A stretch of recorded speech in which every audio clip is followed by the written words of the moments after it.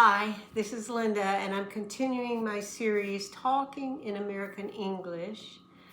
And this is one of two series I'm doing. The other one is Beginning American English, which is a little bit easier. My lesson one was called A Walk in the Park.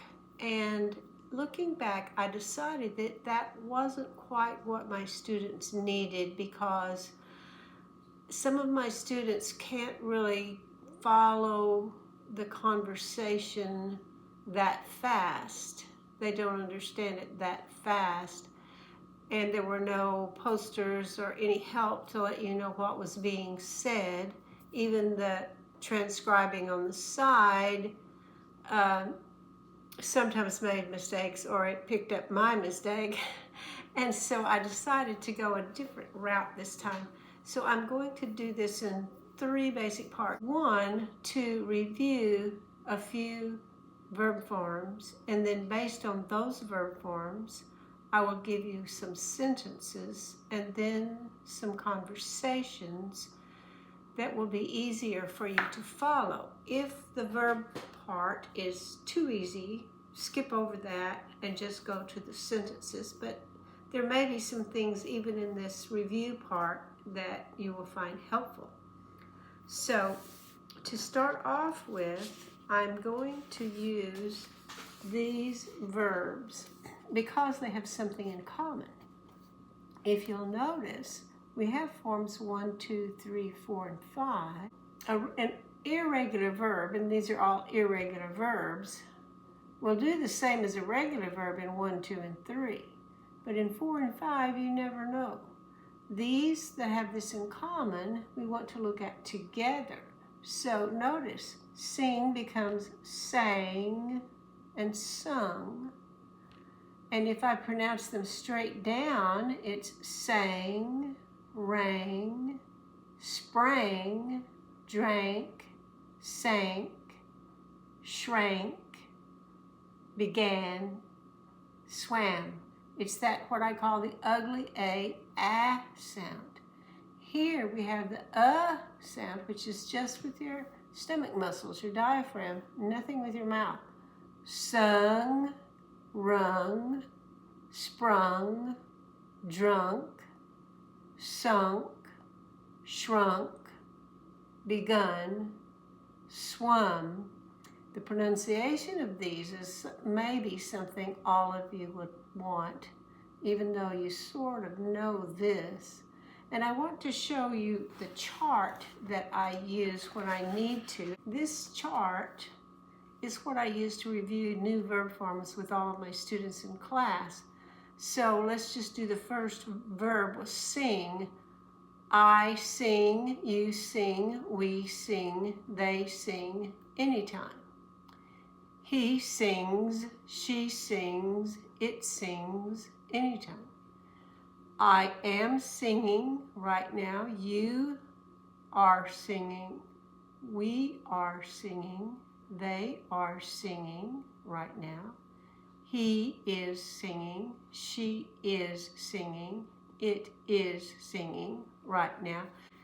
And remember, you don't have to say that. These are in purple because that's what we're thinking. We don't have to say it. But thinking that changes the verb form. Now, looking at these verbs one more time, some of these I'm going to use in sentences that are conversational sentences. And some of these I'm going to use in a longer conversation itself. So first of all, before I do that, I want to talk about one other thing about these verbs. There are really three forms that don't need helpers, 1 and 2 and 4. They don't have to have a helper. But the third form and the fifth form have to have helpers. The ones that have helpers anyway, when you make them negative, you just put a not or a never with the form that's already there. Like, I have not sung, or I am not singing. But for these two, the first or second form, and then this one, the fourth form, if you're going to go to negative, you have to have a helper. So the way we get our helpers is to add do or does to the verb sing. This is still form 1 or form 2, but it's with a helper. And with that, I make negatives. Do sing, that's strong. I do sing. I don't sing. They don't ever sing. He never sings, or they never sing. He does sing, very positive. He doesn't sing. He doesn't ever sing. These are ways to say negative with the first or second form. Here are the positive statements. I do sing well. He does sing well. And in negative statements, you don't sing well. She doesn't sing well. They never sing. She never sings well. You don't ever sing. He doesn't ever sing. And then we have the fourth form, which is a little easier because we don't have the separate part for he or she or it. Sang is the fourth form, but if I need to make it negative, I have to give it a helper. So I have did sing. Did lets me know it's fourth. Do lets me know it's first or second. Or does is second. So did sing is what I need in order to make it negative. Sang or did sing, fourth form. Didn't sing. Never did sing. Didn't ever sing. And we will use some of these in the conversations that are coming up. Now here are some sentences that use, this uses one of the verbs on the chart and this uses another one, and we can see all of its forms in here. Our profits shrink if we don't work hard. The balloon shrinks when it has a small hole. Shrink means to get smaller. The cloth is shrinking as it dries in the sun. Shrink is a hard word to say because you've got ink, shrink. The crowd shrank as more people left. The wool sweater has shrunk in the dryer. Oops, shouldn't have done that. And then with the word swim, whales swim deep in the ocean. That dolphin swims fast. The dolphin is swimming beside the ship. It swam beside the ship for an hour. Trainers have swum with dolphins at the water park. Here are a few more sentences before we get to the conversations. The firemen spring into action when the alarm sounds. Now, it's not spring like fall, winter, spring, summer. This is jumping forward. The firemen spring into action when the alarm sounds. The lion suddenly springs at the antelope close by. The water is springing up from the fountain. I sprang across the stream. There was a tiny little stream of water, and I jumped quickly over it, so I sprang. He has sprung out from the riverbank on a rope. And it's interesting that the word swing, which I didn't put on the list, works exactly like spring, and some people would have said he has swung out from the riverbank on a rope. The boats sometimes sink in a storm. The kite sinks slowly to the ground. This ship is sinking now. Oh no. It sank after hitting an iceberg. An iceberg, remember, is that huge piece of ice floating in the ocean. You don't want your ship to hit it. Icebergs have sunk many ships. Now, sunk has two meanings. One is to have something sink, like the kite sinks. And another is to cause something to sink, like icebergs cause the sinking of ships. So icebergs have sunk many ships. Okay, now we're to the conversations. Conversation 1 is between Jim and Jeff. Jim says, "Do you sing with a band?" And Jeff says, "Yes, I sing with one. I sometimes don't sing alone. My friend Jack sings with me." And Jim says, "Does he always sing with you?" Jeff says, "No, he doesn't sing as often as I do." "Did you sing last weekend?" "Yes, we sang last weekend at a dance. Jack and I have sung together at dances, weddings, and parties. Jack has sung well."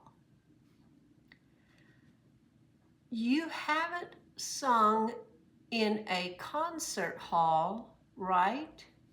"No, we have never sung there. We haven't ever sung for a large crowd. I hope we will sing in a concert hall soon."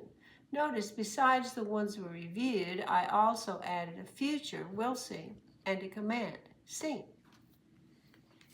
Here is a conversation between Lily and Billy. "I drink hot tea in the morning." And Billy says, "Do you drink coffee also?" Lily, "I don't drink coffee." Billy, "I thought everyone drinks coffee, but I guess everyone doesn't drink it." Lily, "I drank milk as a child. I did drink just a little coffee then too. I didn't drink tea as a child." Billy, "I have drunk tea a few times, and my sister has drunk iced tea at restaurants." Lily, "My mother never drinks tea. We don't ever drink tea together at her house." Billy, "Drink a little coffee with me today, okay?" "Okay," says Lily, "I will drink coffee with you just this once." Conversation with Mark and Fred. "I begin my day with exercise." Fred, "Do you begin before breakfast?" Mark, "Yes. I don't begin exercising after eating. It begins to make my stomach ache if I do." Fred, "I am beginning a new exercise routine." Mark, "Does it begin soon?" Fred, "Actually, I began light exercise last week. I didn't begin hard exercises though." Mark, "I suggest that you never begin too fast. I don't ever begin hard exercises without a warm-up." Fred, "I have begun to increase the difficulty slowly. It hasn't begun to make my muscles sore yet. Mark, yes. Begin slowly. That's the command. You will begin to get stronger. And the last conversation. Molly, my neighbor rings the doorbell very early every morning just to say hi. Beth, does she ring the bell before you wake up? Molly, yes, sometimes. She doesn't ring it before 6 a.m., but she rang it at 7 a.m. this morning. My ears are ringing from the noise. Beth, I don't ring someone's doorbell that early. She didn't ring it at 6:30 a.m. today, but she has rung it that early. You haven't rung the bell that early, but she hasn't rung it later than 7:30 a.m. Beth, most people never ring a doorbell that early. A friend doesn't ever ring a doorbell that early.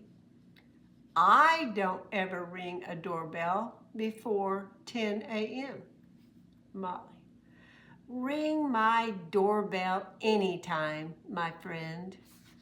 Okay, those are our examples. I hope that helps, and let me know what you think.